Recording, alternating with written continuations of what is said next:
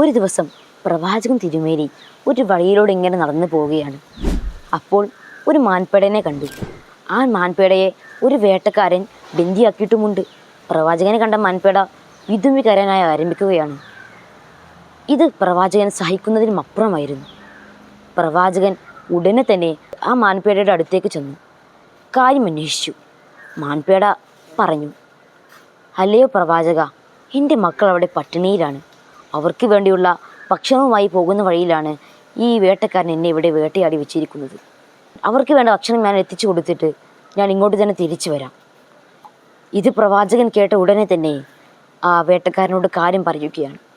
വേട്ടക്കാരൻ ആദ്യം സമ്മതിച്ചില്ല. പക്ഷേ പിന്നീട് ഇത് അള്ളാഹുവിൻ്റെ റസൂലാണെന്നറിഞ്ഞപ്പോൾ സമ്മതം മൂളുകയും മാത്രമല്ല ഒരു കരാറും മുന്നോട്ട് വെക്കുകയാണ്.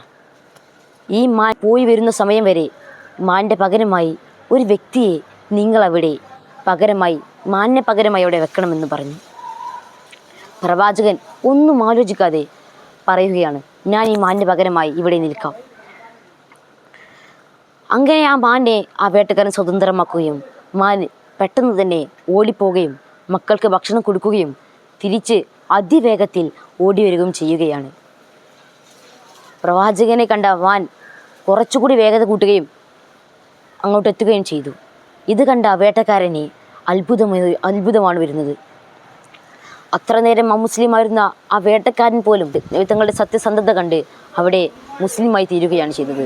മാത്രമല്ല ആ മാനിനെ അവിടുന്ന് സ്വതന്ത്രമാക്കുകയും ചെയ്തു. ഇതിൽ നിന്ന് നമുക്ക് മനസ്സിലാകും, മനുഷ്യർക്ക് മാത്രമല്ല പ്രകൃതിക്ക് പോലും പ്രവാചകനോട് അത്രയധികം സ്നേഹമായിരുന്നു. അതിന് മകുട ഉദാഹരണമാണ് ഈ മാൻപേടയുടെ കഥ എന്നുള്ളത്.